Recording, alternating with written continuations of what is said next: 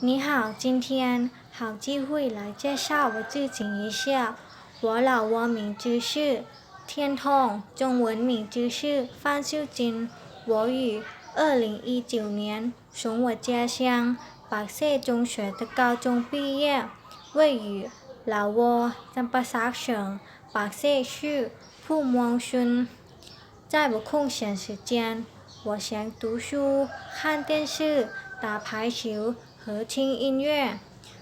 除了闲时学习之外，我还同时在线学习了1年半以上的中文，然后测试了我的 HSK 考试四级，最后我得到了平均231分。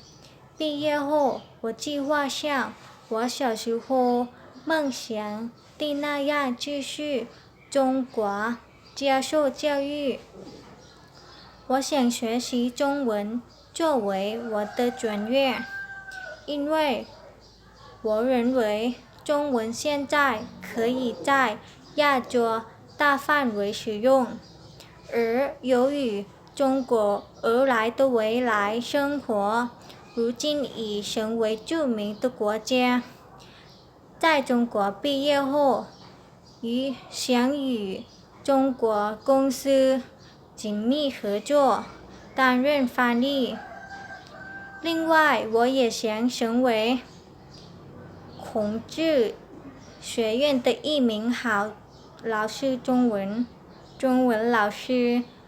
好，最后我非常高兴有一个很好的机会供您考虑，并希望我能在不久的将来成为您大学的学生之一。